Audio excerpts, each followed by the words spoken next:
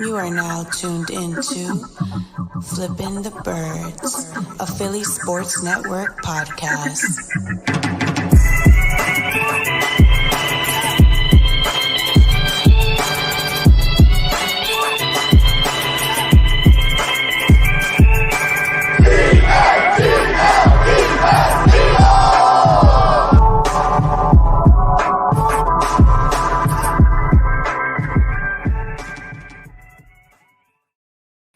What's going on, Eagles fans? Welcome all to episode 107 of Flippin the Birds. I'm Bryan Cameron alongside El Parcero Philly. How you feeling, brother? Yes, sir. What's going on, Bryan? I'm glad I'm back, man. I'm glad you can invite me back on in, and I'm excited to talk some birds as always, man. It's a rough one, man. That was a rough one. That was a tough pill to swallow on Sunday. It definitely was, but it was a step in the right direction. Let's start with that. I agree. So Morgan's taking the day off today. He has some personal matters to handle. So big shout out to Morgan. But yeah, let's talk birds. I mean, it was the score ended up 27-24, right? Yeah, man. The most heartbreaking way to lose, right, on a last second field goal. 6-minute drive. There's nothing really you could do at that point. You said it right there. 6-minute drive. Like they literally had the ball for 6 minutes, and we had a breaking point on that drive where we thought we had to stop, but somehow, some way, the Chargers got a timeout through, and we still didn't get a stop.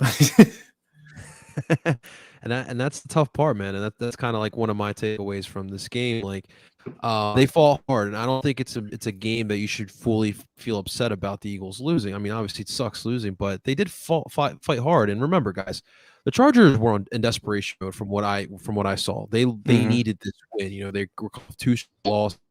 People were starting to question Herbert's leadership. And you know, the whole East Coast thing, right? That they had that losing record out in the East Coast, and that was one that they really wanted, and you can tell, and we wanted it as well. And I think it was a great game as a football purist.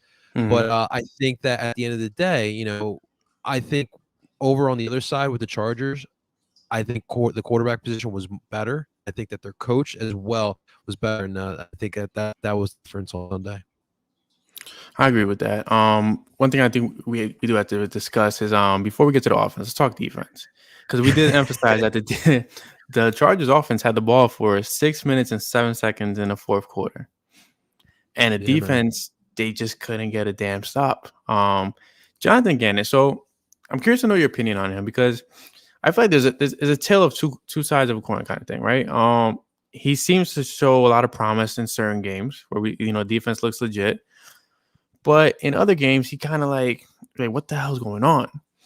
But I'm at the point where it's like, it's not so much what the hell's going on. It's more so like, does he have the right pieces that he needs for his style of defense at this point? Because remember, they were shopping Fletcher Cox at the trade deadline like there was no tomorrow. Yeah, ain't that interesting? You're talking about a legend for this franchise, and they're talking about trading him at the trade deadline at a weird time. But I completely agree with you. I don't think that he has the personnel that he wants to run. But as well, like, weren't we the ones that were told that he doesn't even have like a set type of base defense? He have no scheme. Yeah, he likes to use the strengths of his players. But I mean, you still haven't found. I mean, I think you found it a little bit the past 2 weeks, but granted, Detroit is Detroit. But no, I mean, they listen that. They held the Chargers' run defense, and this was a run defense that was getting gashed all season long. They did a good job against Detroit. They did a good job yesterday. I do think that switching out the linebackers, TJ Edwards, I think, is much better. He's much better on the run defense. And Davion Taylor just can run. Like, that's the one thing I notice from Davion. He runs. He gives it his all as well. But overall, like, we don't have the personnel he wants, but also you still got to coach that aggressive style of defense. If I'm not mistaken, though, he did call the most blitzes of the season, and we even saw some cornerback blitzing, which was crazy to see. But also, when you lose Darius Slay in that key drive, that key quarter, a lot of people not mentioning that, and then you lose Avonte Maddox on the first freaking drive, which is Shashir or the I can never pronounce his last name, but number 21. Let's go 21. Number 21. He actually did a solid job. I felt putting him right in a tough spot. I thought he played his heart out. remember we stopped him twice on 4th down in the first half, and he kept going aggressive. Staley is aggressive, and that extremely aggressive. I didn't think he was going to go for 4th drive. down on them in the fourth quarter. I thought he was going to probably like hold off and like, hey, let's just kick the field goal and let's keep moving. But he went for it, and the guy has big balls because they accomplished the task at hand. Yeah, it's kind of like we used to kill Doug Peterson at the end of his tenure, but Doug did a lot of what made Doug was the trust he had in his players, and he had some good players. I mean, everyone talks about Philly. Like he wasn't even the one that called that play. It was Nick Foles. Philly, and he's like, all right. But that's an important trait to have as a coach. Especially if you have good guys on your team, trust them. That's part of leadership as well. Absolutely, I definitely agree with that. Now, so speaking about trust, let's move to the offense because I saw a quarterback that was a tale of two halves. The first half of the game, it was Jalen Hurts that nobody likes. It was the very erratic, let's run out the pocket, even though the pocket is not collapsing. Missing throws. He missed Goddard wide open. Goddard was definitely scored on that. By the way, can we acknowledge the fact that Dallas Goddard is a man among boys right now? What are you going to bring he's up? impossible. What are you going to bring?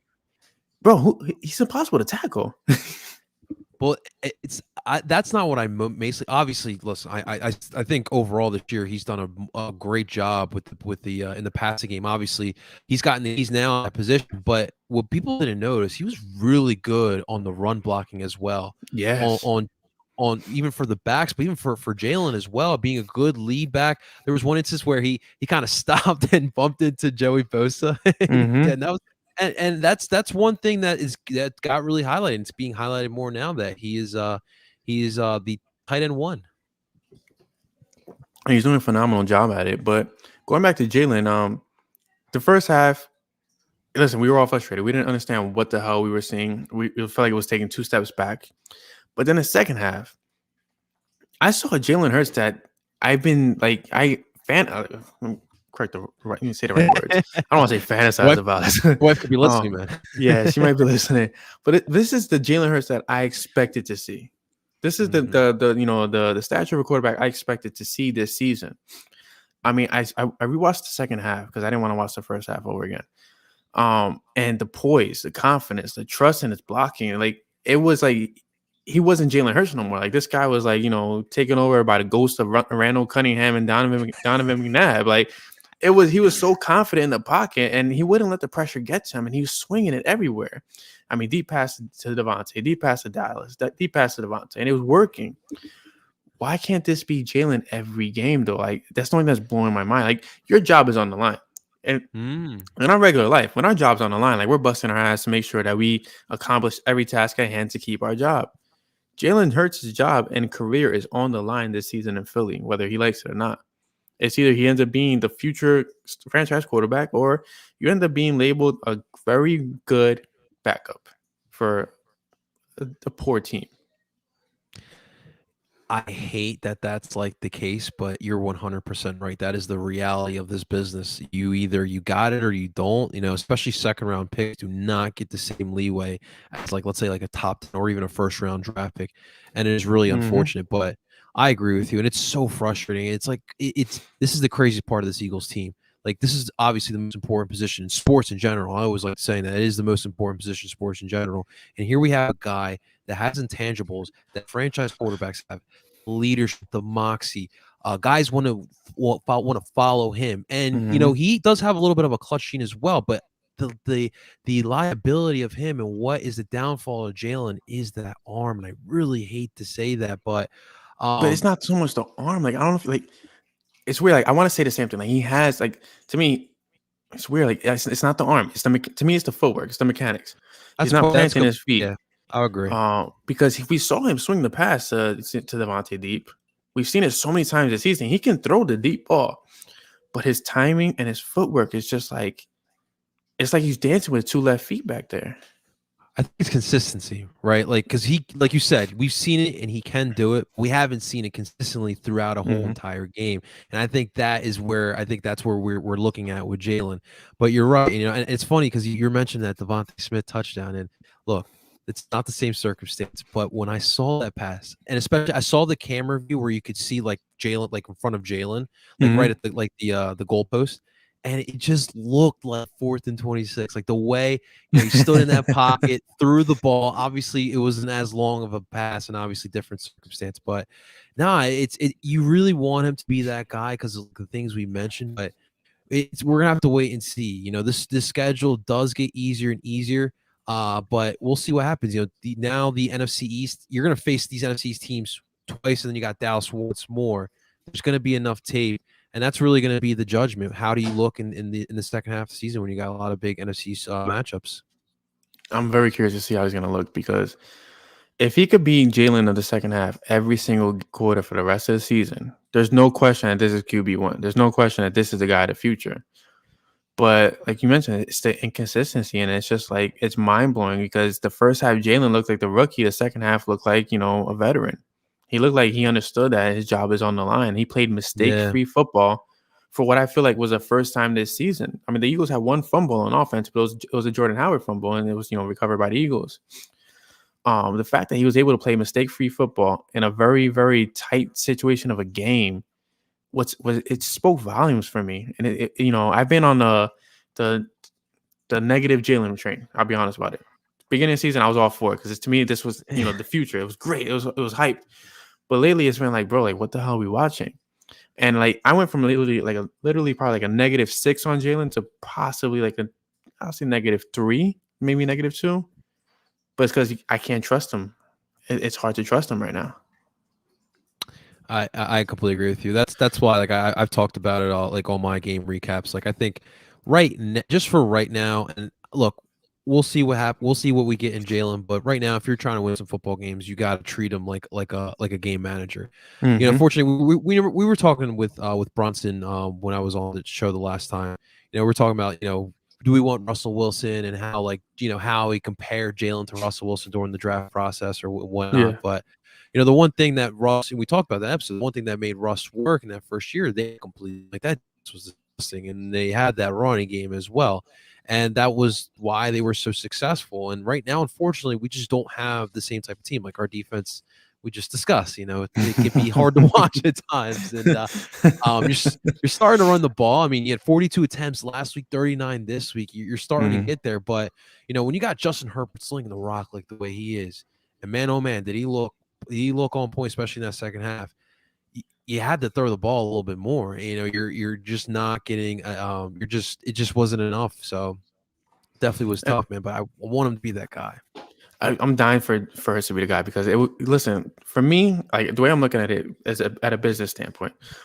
If Hurts is the man, that buys you the next 3 to 5 years of your franchise. That you can trust this guy to be the QB1 of the team. Not only that, but you're entering what I still consider to be a very historical offseason. You have 3 first-round picks.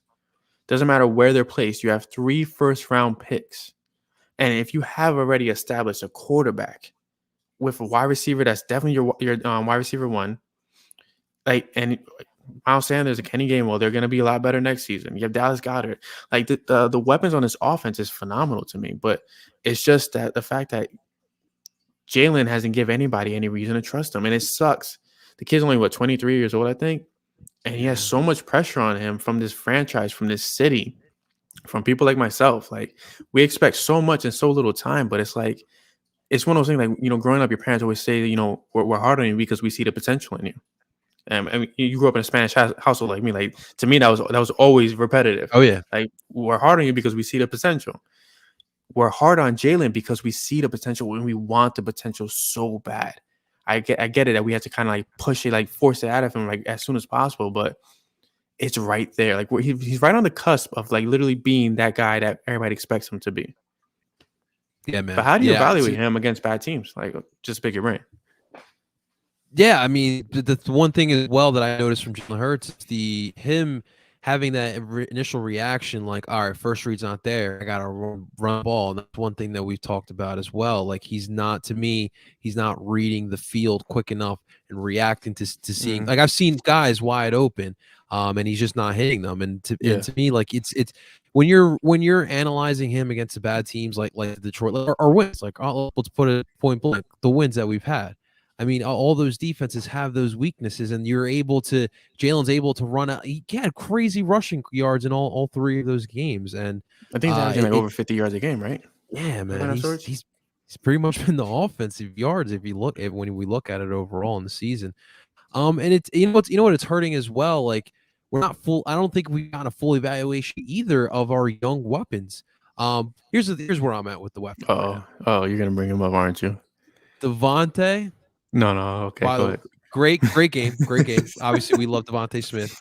Quez Watkins. The thing is this fan base, right? Beginning of the year, Quez Watkins. They see the screen against the Steelers, they're going crazy, but now they want OBJ.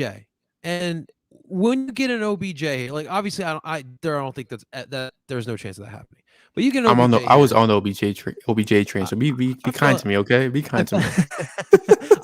Listen, I understand, but I just don't think he would want to come here. But regardless, if you get an OBJ here, like I feel like that stunts away the development of a guy like Quez Watkins. I still think that Quez Watkins we saw preseason, beginning of the year, I still think it's there.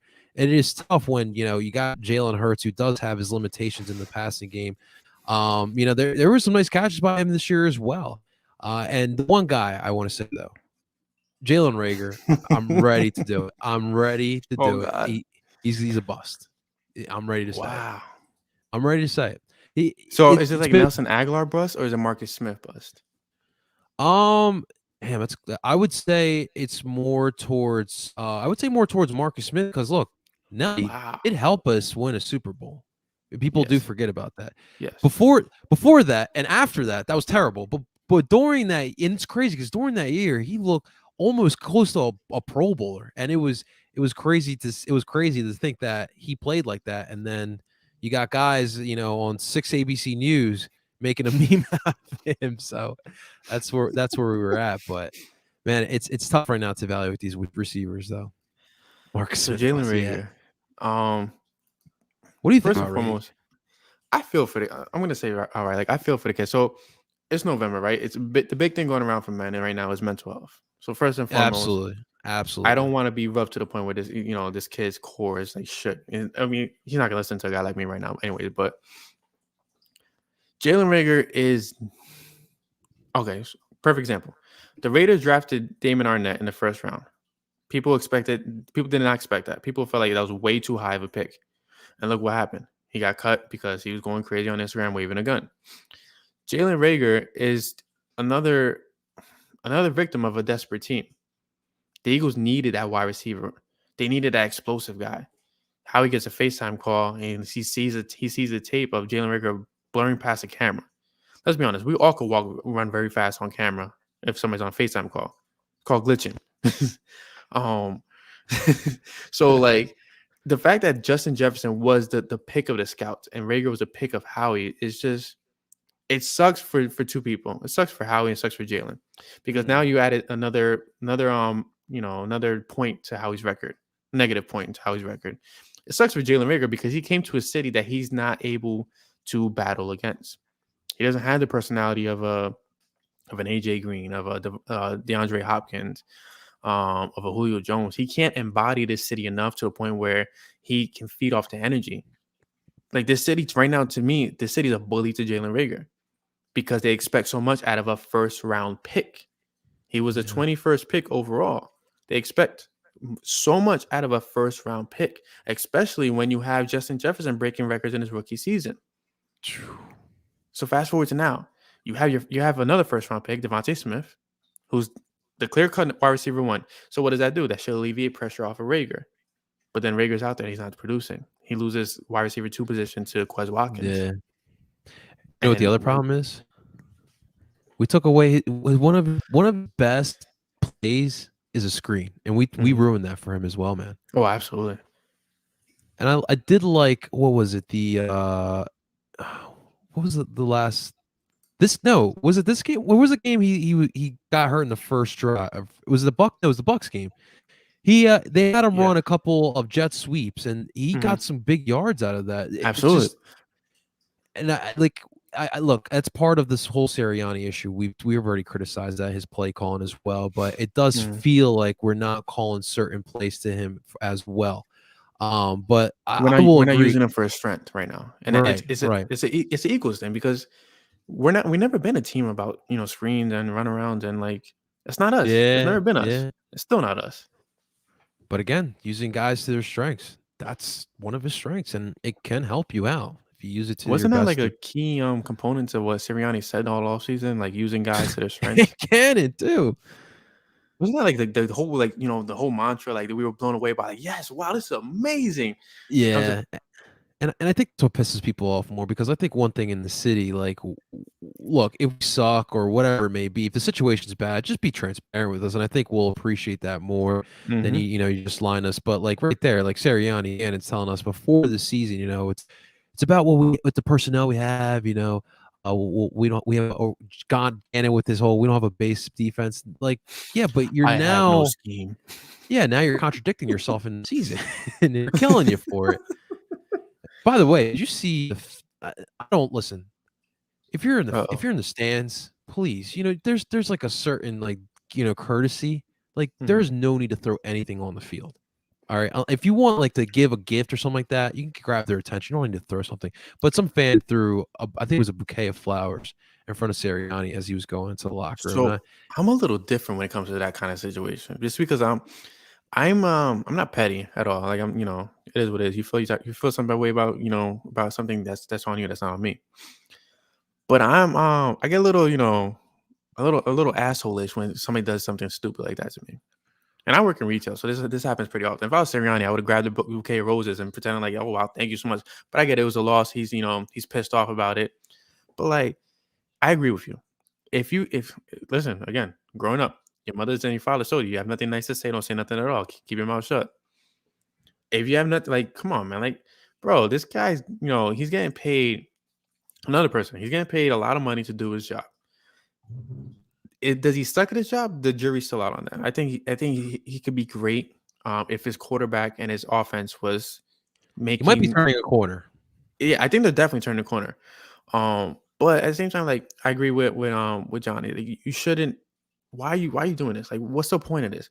It looks bad on so many reasons, so many ways, because not only did you just humiliate the head coach of the Philadelphia Eagles, but you also put a bad stamp on the Philadelphia Eagles fan base, which does one main thing. If we were to trade for a guy like Russell Wilson, say the whole deal is about to go down right now. Russell Wilson has no trade clause. Don't you think he saw that?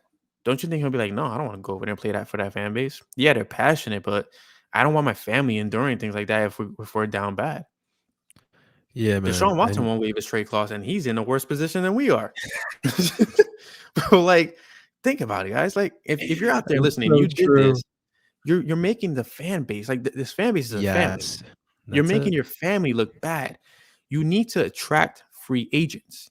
That's the point of the business, is to attract not only fans, but attract players, top-notch players, to come play for your organization.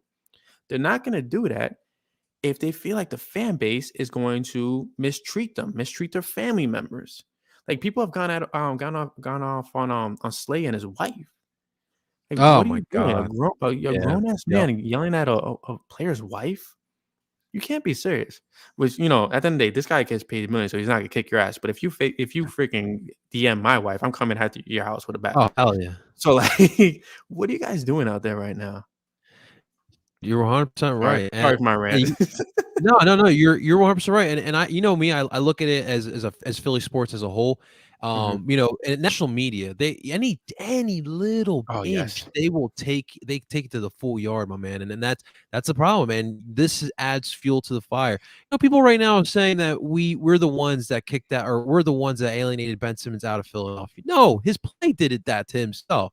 So it's people also need to understand how we are, but people that are not helping us out, like throwing popcorn at Russell Westbrook, those days, it's got to stop. It just flat out has to stop.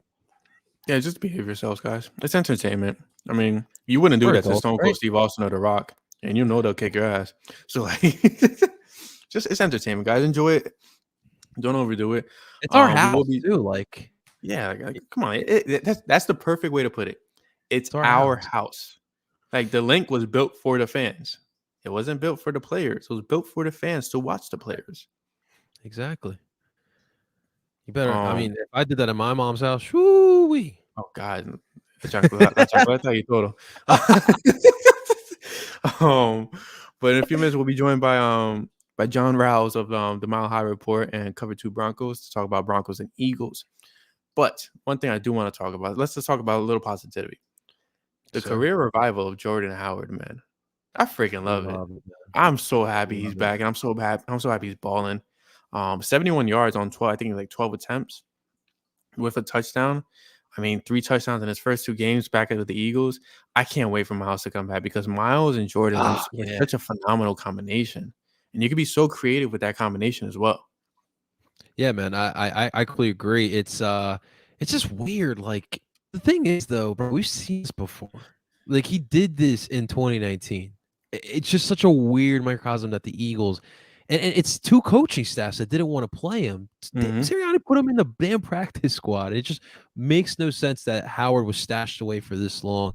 And I'm honestly not that surprised that this is happening. Like, everything he's doing, I have seen before. He is the king at yards after contact. He has to be in the top 5 in the National Football League right now because he literally gets like 2 yards at minimum after getting hit, and it's big. And what is he got? 4 touchdowns now? That Boston Scott had he has 3 touchdowns actually in total. 3 touches, right. But isn't it wild that Boston Scott has been holding a position over Jordan Howard this whole season, and Boston Scott just started seeing the field after Miles went down?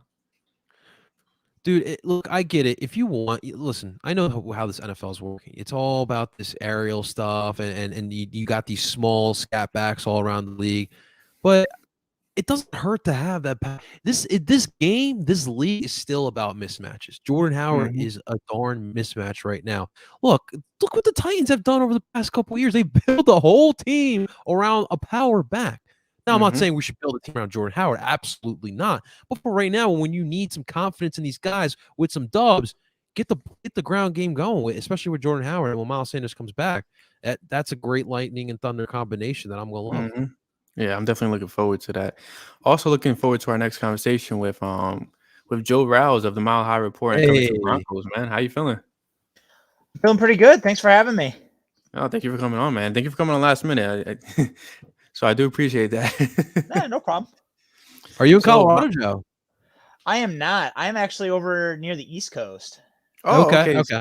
Yeah. So I feel stupid for sending you Eastern time now when I was hitting you up. No, you're good. It's a common mistake, so it's no problem at all.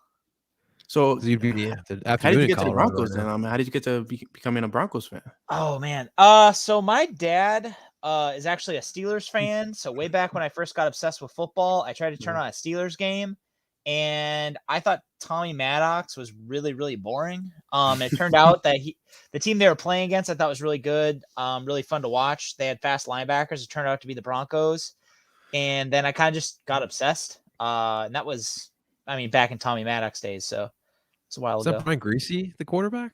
That was the first year of Jake Plummer. But in that game, the snake. Yeah, in that game, actually, Jake Plummer was actually injured, so they had Steve Berline. And then Steve Berline got hurt the next week. So I ended up I'm well attuned to a bad quarterback play because the first 5 games of me becoming a fan, like a diehard fan, was Steve Berline, Danny Cannell, who was awful, and then Jarius Jackson, who had no business playing in the NFL. So, well, you guys started off pretty good this season.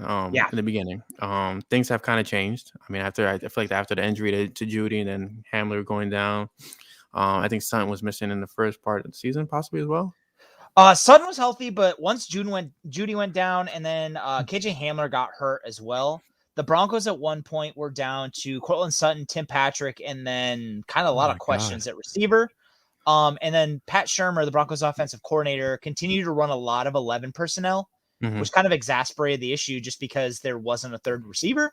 And it was kind of leaving the pass protection with one tight end, and it was Noah Fant. Noah Fant's, I like Noah Fant. He's not a great blocker. So asking him to chip block or asking him to stay in for pass protection, it's kind of a mistake, but Shurmur was doing it. And the Broncos struggled. Wow, I actually remember the Pat Shermer days. So yeah, don't miss yeah. it. But you guys are facing the Eagles, who are coming off a tough loss against the Chargers. We saw the potential of what can be with this offense, but we saw the lack thereof of what is happening with our defense. I know you mentioned earlier that you haven't had a chance to watch the tape, but kind of just give us a broad expectation of what we should expect from Teddy Bridgewater and as well as from your defense. Yeah. And so I've watched a lot of the broadcasts of the Eagles. I just haven't gotten a chance to study the L-22 of it yet. Mm-hmm. But in terms of like what to expect with Bridgewater, very, very good underneath. He's gonna miss a few, like there's gonna be a few plays where he's rolling out, and if you guys are sending any sort of heat at him, he will take the easy completion, even if there's another guy open farther downfield. That is a kind of a common complaint with Bridgewater. That said, the narrative that it's Teddy check down, it's kind of not apt this year. He's actually throwing downfield quite a bit. Part of that is the Pat Shermer offense. The Broncos will dial up a lot of 2 receiver routes with max protection and kind of send them downfield to try and dial up a shot play. With Cortland Sutton and Tim Patrick, that's usually how they do it. Mm-hmm. And they'll do it out of 12 personnel. They'll do it out of 13. They'll do a little bit of it out of 11.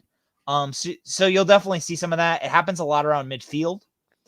The Broncos will they will run on second and long. The Broncos will dial up screens when it is very obvious that you will run a screen. So like third and long, second and long, those are when you're going to see screens from the Broncos, which is one of my biggest complaints with Shermer.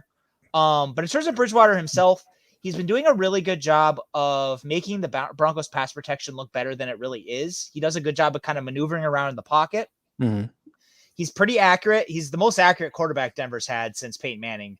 And it's not close. Yeah. I mean, that speaks a lot to the quarterbacks Denver's had since, but yeah. But also Bridgewater's playing pretty Paxton well. Lynch.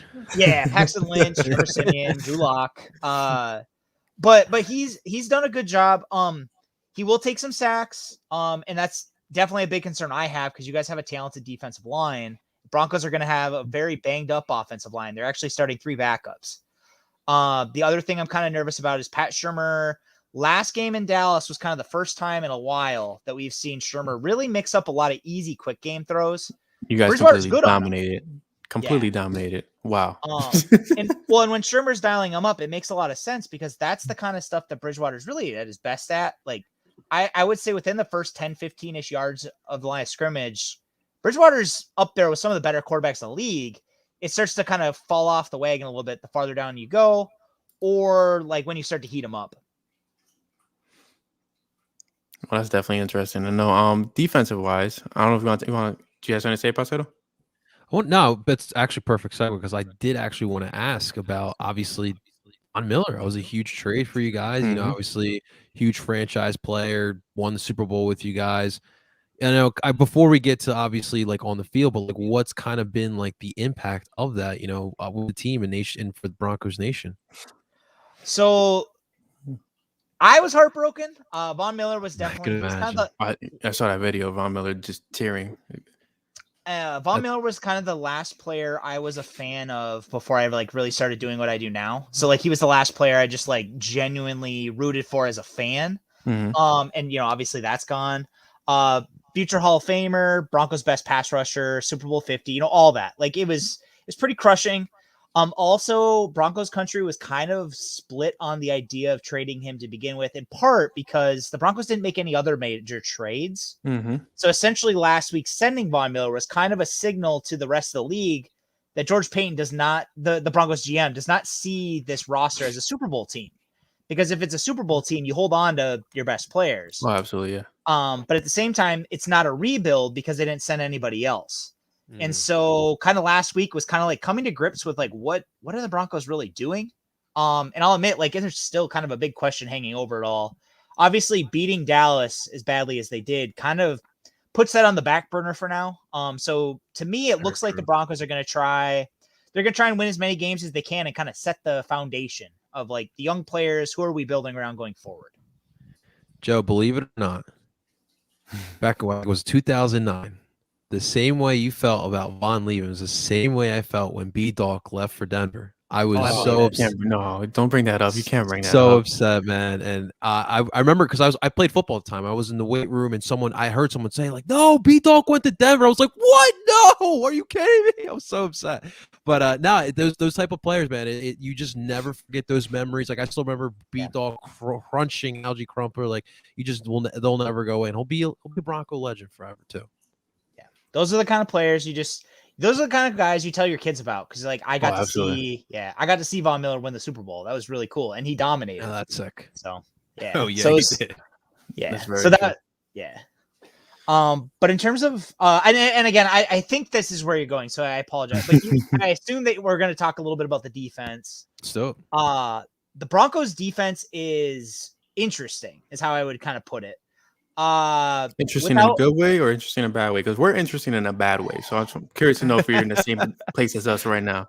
I mean, Good way before to put last it. week, I would have said interesting in a bad way. The Dallas game, and again, I just got the all-22 for that today, so I still have to go over it again. If anybody listening is thinking about getting NFL Game Pass, don't do it because it's a waste of money.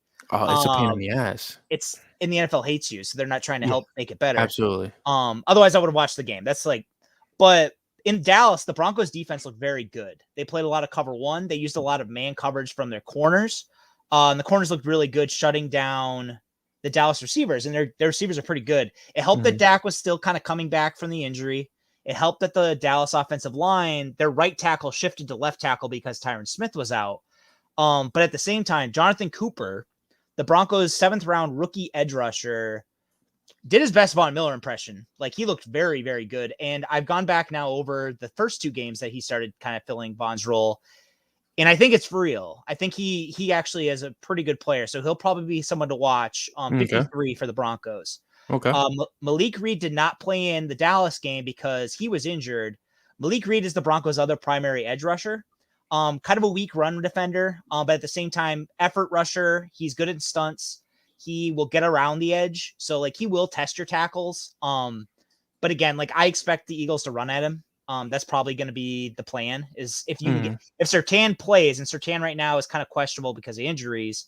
If Surtain plays and Reed and Surtain play on the same side, that's going to be an issue for Denver in run defense because neither one of them are great against the run.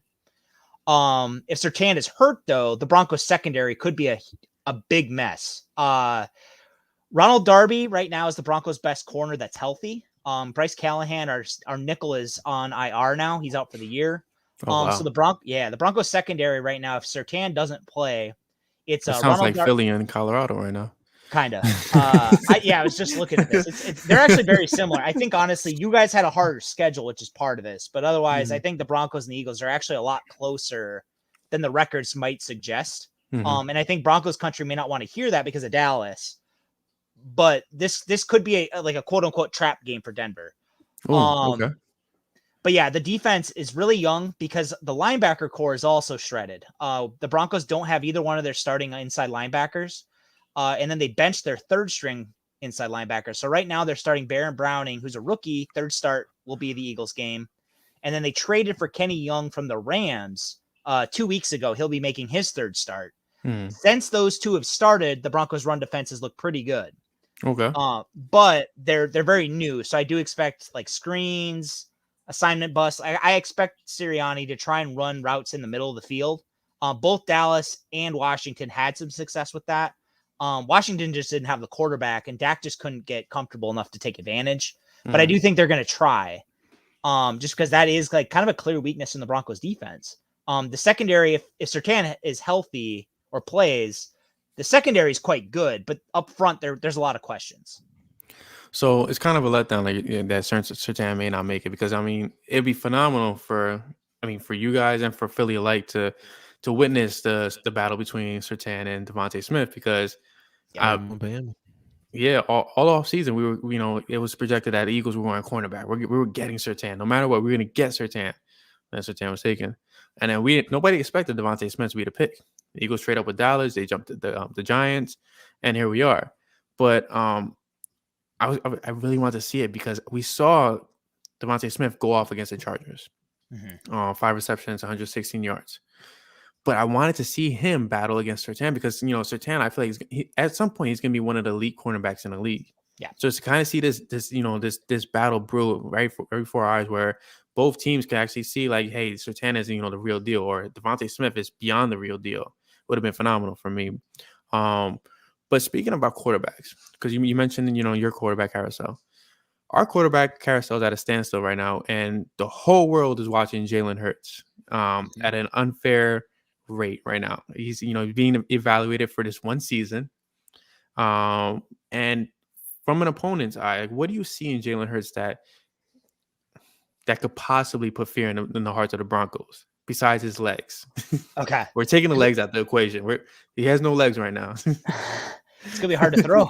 And I don't want to just stick on the legs, but the one part of that does concern me actually is the way that, because he has the running ability, the Eagles running game is quite dangerous just because the ends have to respect it. So like the rollout game is a big part of it.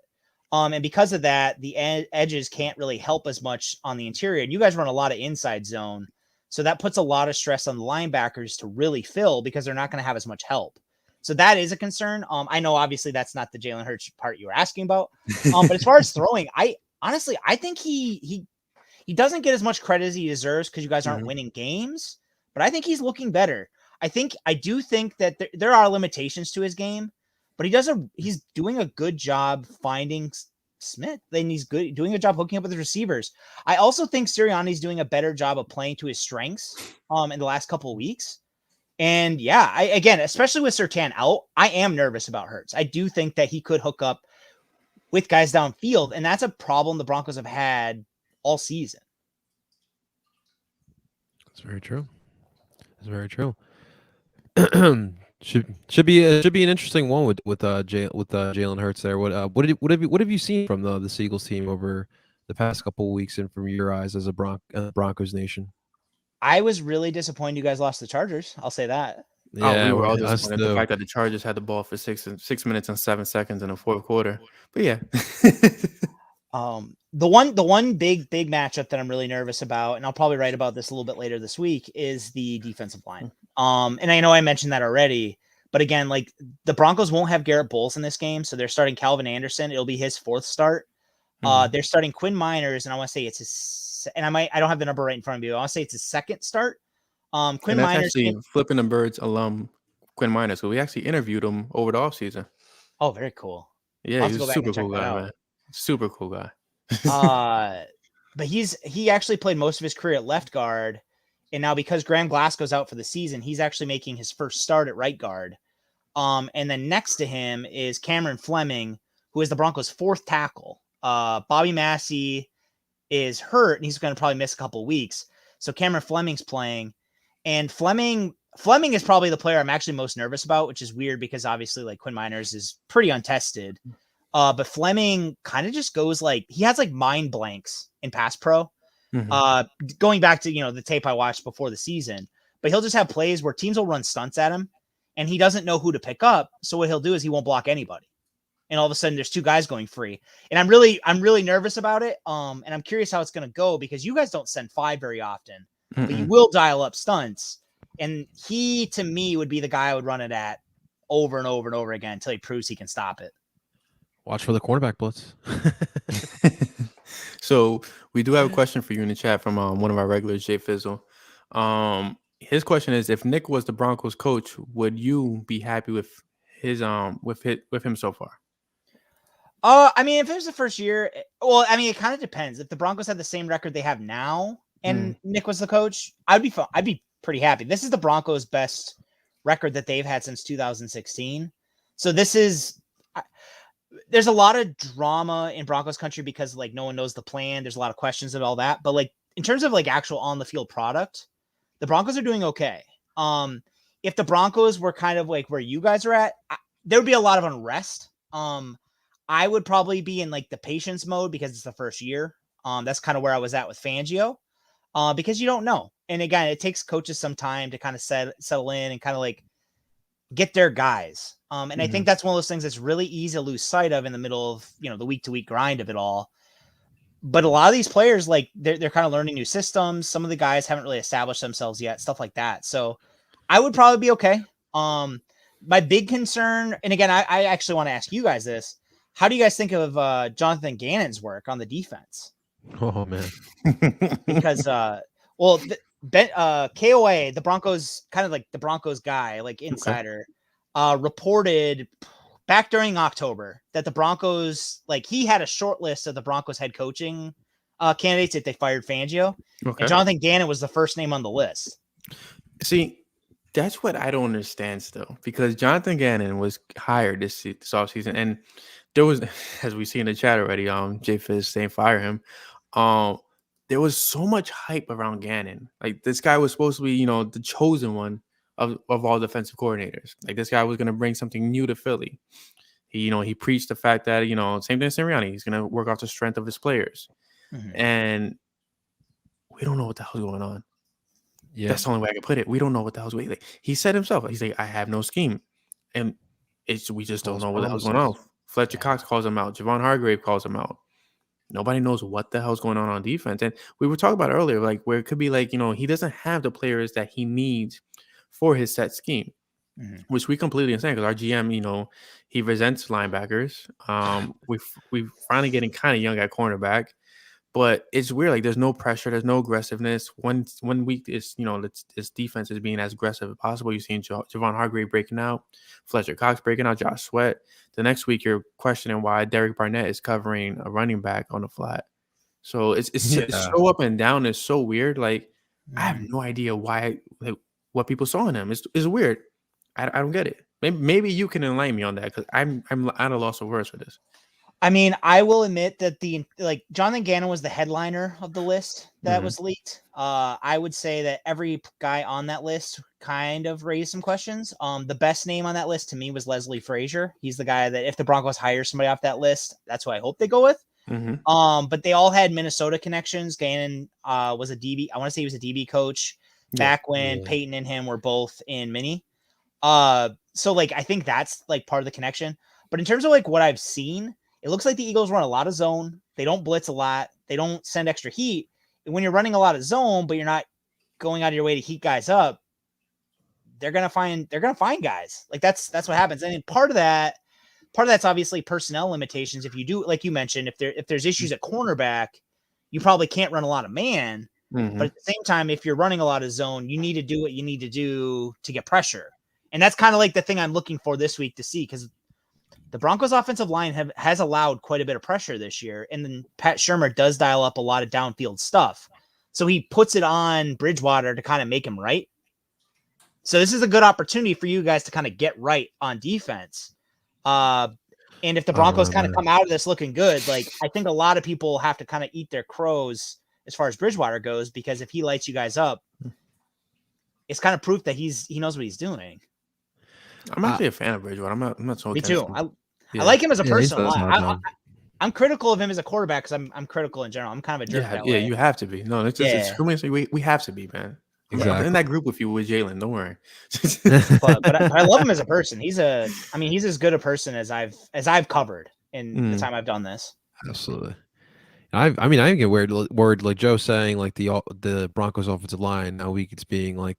Listen, the defense he's improved on his play calling on the defense the past 2 weeks, but, I don't want to see contained. Go after Teddy Bridgewater, get him rattled. And I really hope that he does do this. Joe, I wanted to ask you, this Eagles rushing attack has been pretty good the past 2 weeks. Yeah. How do you vision the Broncos trying to at least try to slow it down at least we got like four options here. So I kind of think the Broncos are going to try and pull out the game plan that they used against Baltimore in week 4, because the Broncos tried to run a lot of base. So they ran their 3-4.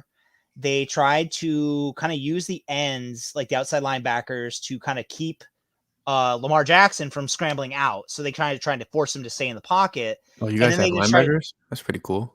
Yeah. And what are those? and they tried to just make Lamar win from the pocket.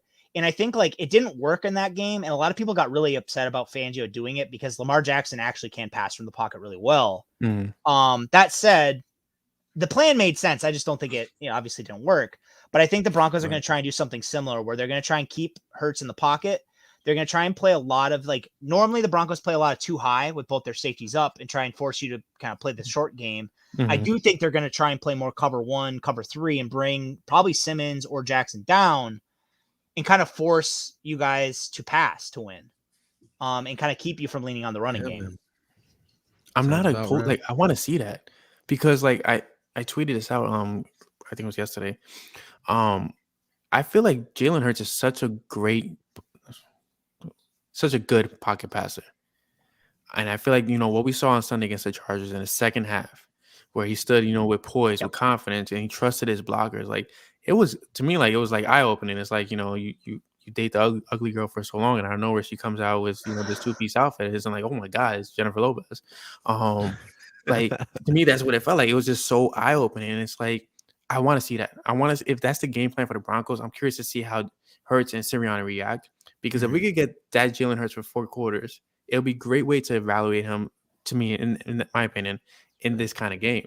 Yep. Whereas, the defense understands what they had to go against, and they're going to limit your legs. You have to beat them with your arm. That's what we need to see. We need to see if he could beat teams with his arm. So I'm very curious to see if that's actually the game plan for the Broncos, because to me, I'll have my popcorn ready for that one. And if Surtain doesn't play, the Broncos are going to be starting Kyle Fuller at one of the outside corner spots. Kyle Fuller actually got benched earlier this year because he has not played well. He played pretty okay in Dallas. I will say he was still giving up a lot of separation, though, and that's actually a huge concern for me because you guys actually have receivers who can punish that. And Hurts will actually probably test that. So I do expect you guys to get a couple of big plays because when Kyle Fuller was starting, every team was doing it. The Giants were doing it. The Jaguars did it. The Jets did it. Like, everybody is isolating Kyle Fuller and trying getting downfield shots on him.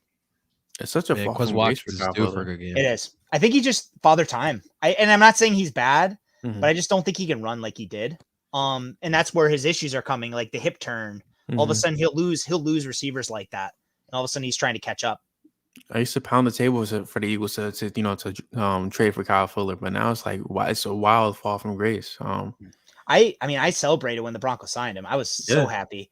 And again, and it was to give you an idea of how much a fall from grace it was. I was floored that the Broncos didn't trade him, just because I expected them to cut him because they got Duke Dawson back. They actually cut him, but they were getting a bunch of corners back from injury. So all of a sudden the Broncos looked like they were about to have 8 corners at the trade deadline, and they kept Kyle Fuller anyway. So it's a sign of their faith in him.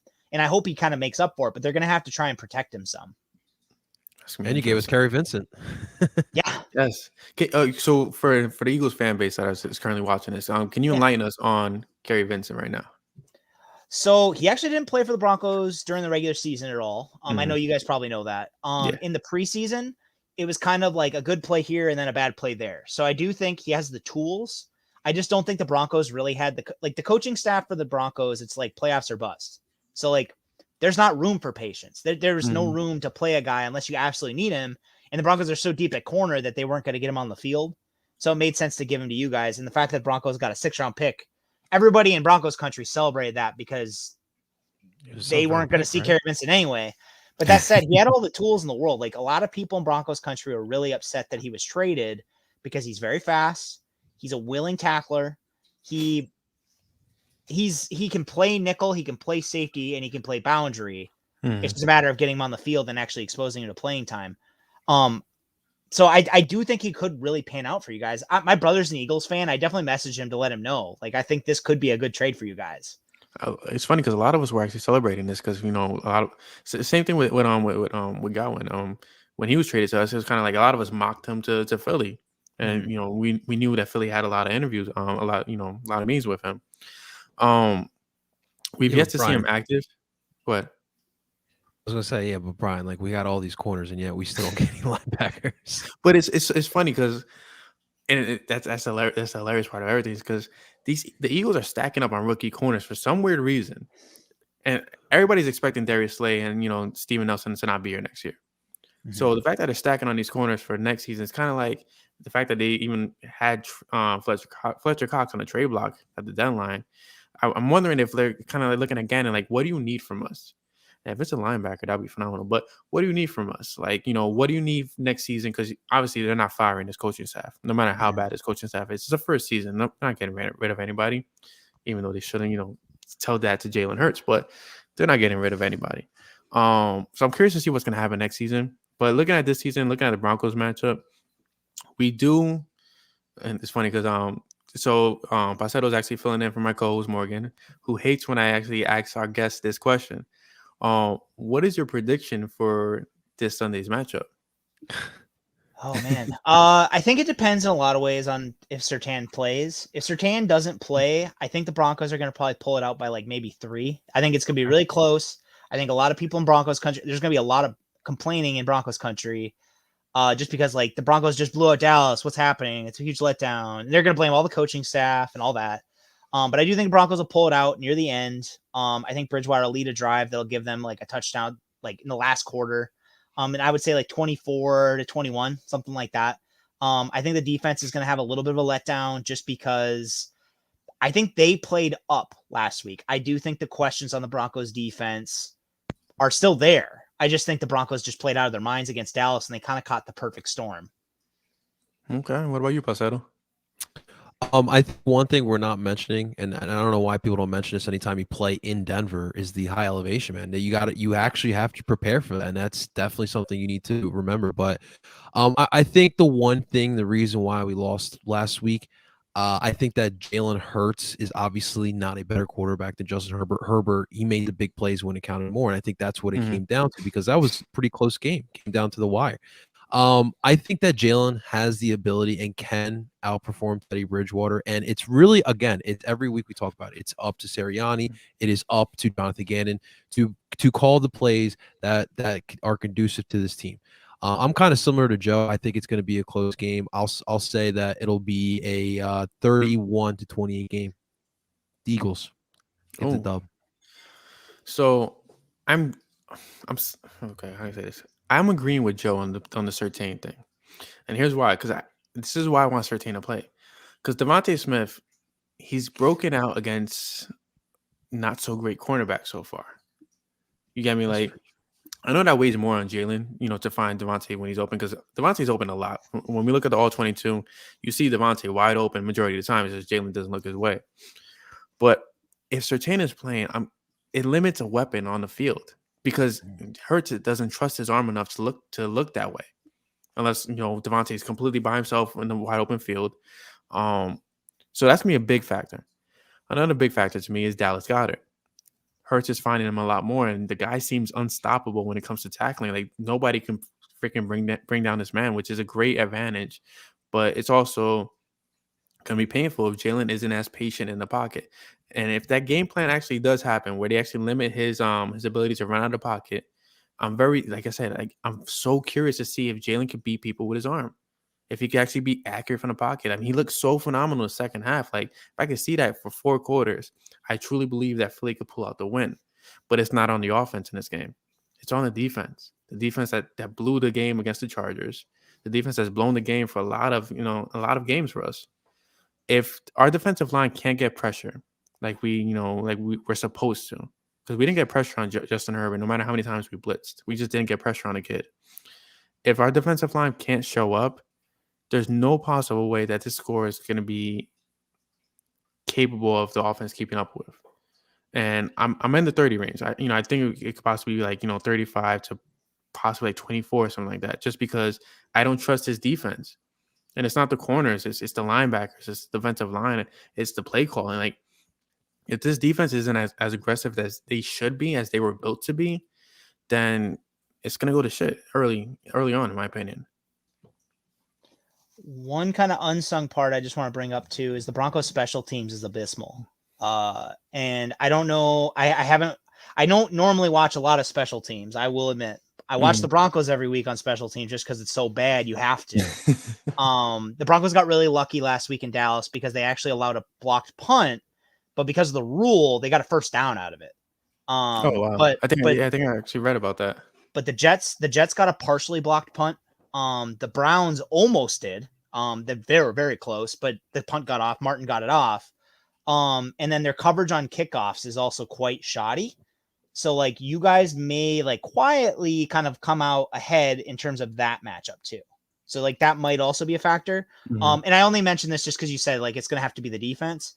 The fact that the special teams advantage will probably tilt your guys' way will probably be a factor too.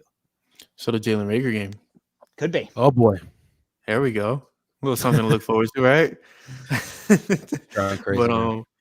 But Joe, I really appreciate you for coming on, man. Honestly, and thank you for coming on last minute. Yeah. For everybody that's just meeting you right now, I know you have quite a big fan base. But for everybody that's meeting you right now, where can they find your work? Yeah, so I write over at Mile High Report, mostly Broncos stuff. I also do a lot of off-season draft type stuff once we get there. And then I have my own podcast. It's called Cover 2 Broncos. And then if you're looking for me on Twitter, I actually talk NFL in general. Joe Rowles _NFL. And he has the best profile photo. Thanks. Because I didn't know what I was expecting when he was coming on the podcast. I get that a lot, actually. I thought maybe it was gonna be BoJack Horseman. That's pretty awesome. I like that. Well, Joe, man, we appreciate you for coming on. Honestly, man, good luck this Sunday, and then we look forward to talking in the future. I mean, definitely in the offseason, I can pick your brain once in a blue. Talk a little draft. Yeah, definitely. And thanks so much for having me, guys. It was fun. Yeah, definitely was. Pleasure, Have a good Joe. one, man. Yep. All right, guys. So that was Joe Rowles of the Mile High Report and Cover 2 Broncos, talking Eagles and Broncos. Yeah.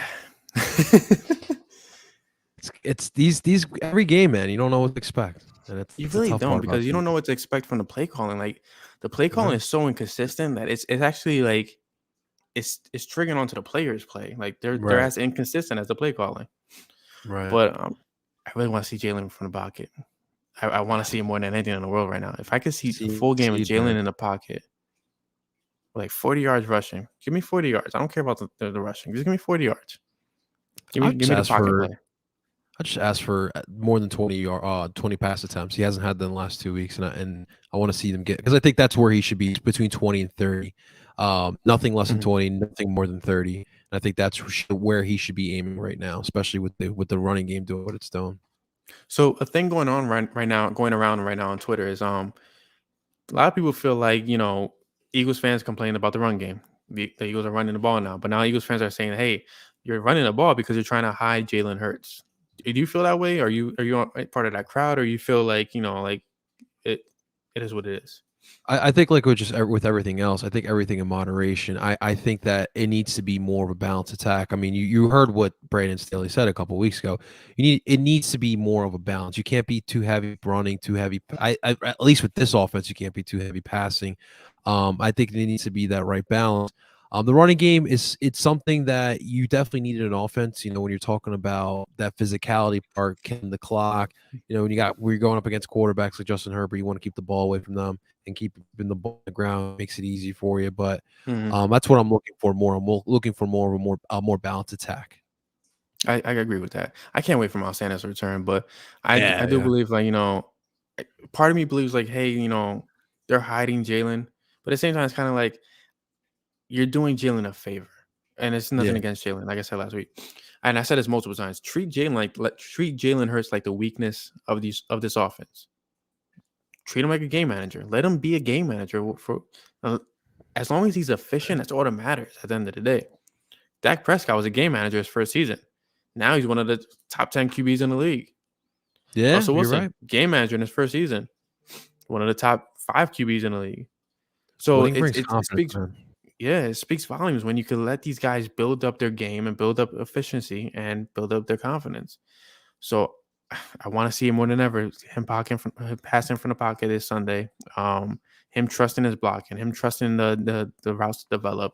If we could see that growth in Jalen Hurts from now to this Sunday, oh man, Philly's gonna have a good draft. That's exactly how I'm determining the draft. If not, I want Matt Corral or Russell Wilson. One or the other. Man, I'm right there with you, man. Let's build this defense up. That's where I'm at. Absolutely, man. But thank you guys for tuning in onto this Tuesday edition of Flippin the Birds. So, just an announcement: we're not gonna have a podcast this Thursday. I'm actually, kind of taking a day off, just kind of spend with my girls, and Morgan has some work stuff going on as well. But we'll be back next Tuesday. and we're gonna kind of switch things up. So Tuesdays we're gonna fully recap the Eagles, fully look into what happened on Sunday, and then Thursdays we're gonna bring in our Know Your Enemy piece, and we're gonna fully dedicate a podcast to examining the enemy and bringing in a guest writer from the opposing team as well. So splitting it up that sorts. But before I end it, my guy over here, El Parcero, has a huge podcast tomorrow called The Cipher, where, correct me if I'm wrong, a lot of the union podcasts of Philadelphia will all be coming together to kind of have a roundtable talk of the state of the union. Oh wow, you see what I did there? The state of the union. Yeah. Look at That you, was man. look at that, bro. You're already a Union fan. I love it, man. Look at there it is, man. I love it. Yeah, no, we're gonna have a bunch of the for people who don't know. By the way, I am part of sports. I'm really part of the Eagles team. I love contributing when I can. I do talk all Philly sports. I am part of the Union team, and we will be having what we're calling the Cipher of Union podcast. We're gonna be having all of the Union podcasts. I believe it's 5 other Union podcasts represented in tomorrow's episode. Roundtable. It's gonna be right here on Philly Sports Network. And it's gonna be fun. So we're heading into the playoffs. Playoffs start next week. So we're just gonna talk. We're gonna talk some dupe. And make sure you guys tune into that. It's a great great crew that brings that podcast every week. You guys, it's like almost like every Tuesday or every Wednesday, if I'm mistaken. Yeah, so this obviously COVID's ruined scheduling a little bit. So we had a lot of double games in a week. So you had one on Wednesday, one on Saturday or Sunday. So we had to do 2 episodes a week. But for the most part, we do once a week. Try to keep it like a midweek episode. Like tomorrow is going to be our episode. But yeah, man, we keep it strong, man. We keep Philly sports represented with the Union, man, for sure. Absolutely. And big shout out to everybody in Philly Sports Network. Make sure you guys are subscribing to the YouTube channel. Also, man. Big thing, forgot to mention, this podcast is brought to you by TickPick. Make sure you guys click on the link below. Better prices than the other guys. One. Hell yeah. Second thing, there's no extra fees when you order Eagles tickets or Union tickets, whatever the case may be. Like, you don't have to pay that extra fee that the other guys charge. That so brings the price a lot. So make sure you guys click on the link below in the description, and we'll see you guys next week. I'm Bryan Cameron. He's El Parcero. I love saying El Parcero, bro. Like it just feels like it feels so like royalty. Like bro, like I'm El Cartel. Yeah, man, we got Colombians in Philly sports. Don't worry, we're represented. Hey man, I'm Puerto Rican, so I love my Spanish heritage, and we're everywhere. Hell yeah. So shout out to you, the listeners, for supporting us, and we'll see you guys next week. Thanks, guys. See you. Take it easy.